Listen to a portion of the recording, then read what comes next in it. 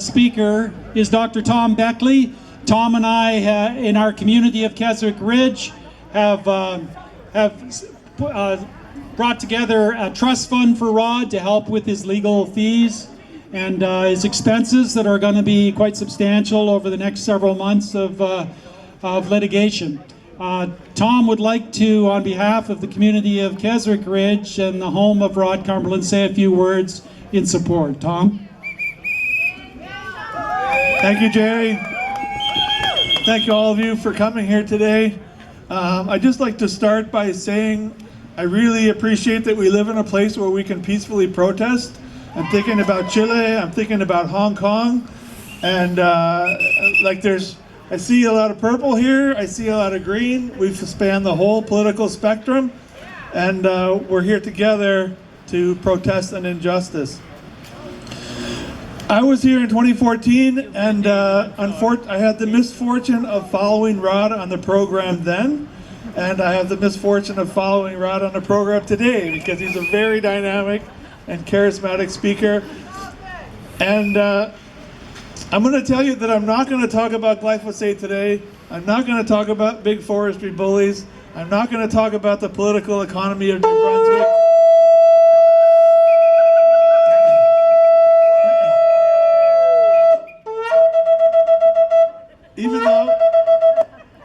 Even though many of you know that these are favorite subjects of mine. But today I want to talk about Rod Cumberland, the person. I've known Rod for close to 20 years now.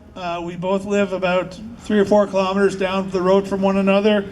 I consider him a neighbor and a friend and a colleague as well. For a year, he and his family were a caregiver to my daughter after school. He's rescued my tractor from a muck hole. We loan them our cider press. I sell him ash logs for his axe handle business. So I've known Rod for a long time, and I've known him in multiple ways. Oh, I also want to say one of my favorite adventures on radio was listening to Rod and Terry Sege back when he was a deer biologist for the province of New Brunswick. They always put on quite a show. And then finally, I and just about everybody in Keswick Ridge are fans of the Cumberland family and their exploits in timber sports.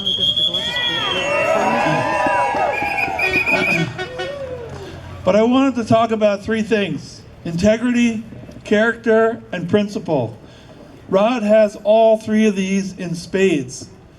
He's an old school guy, but an old school guy in a good way. When his kids meet me, they always say, "Sir," they call me Dr. Beckley or Mr. Beckley. I kind of like that. My kids don't do that.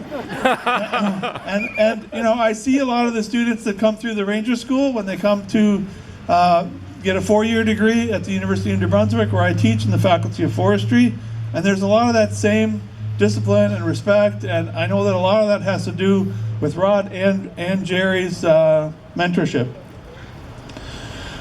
So Rod and I think we have kind of different politics, but we share a lot of things too. This idea of integrity, speaking truth to power, standing up to try to right some wrongs.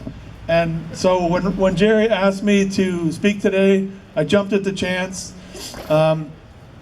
Again, also coming from an academic institution, I've seen Rod's letter of dismissal, and it's just ridiculous, to be honest. There's no way that what's in that letter should be grounds for dismissal. A warning, maybe, some kind of disciplinary action, but I don't even think that that's called for, because I think he was just executing the rules and regulations and expectations of the Ranger School, as I understand them, or MCFT.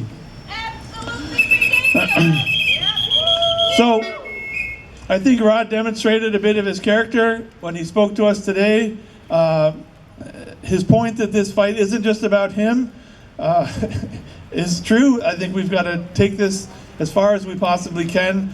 I concur with Lois Corbett, and I think it should be clear through my words that Rod is a hero to me. More than just a neighbor and a friend, he's an inspiration, and I hope that you'll take his inspiration too.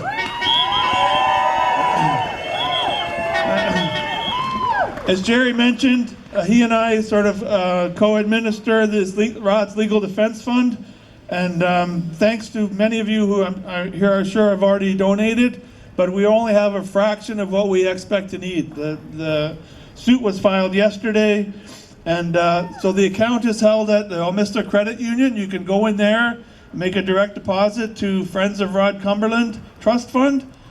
You can make a direct deposit through friendsofrodcumberland@gmail.com, or Jerry and I will take checks as well. We need a lot more money than we currently have, so spread the word.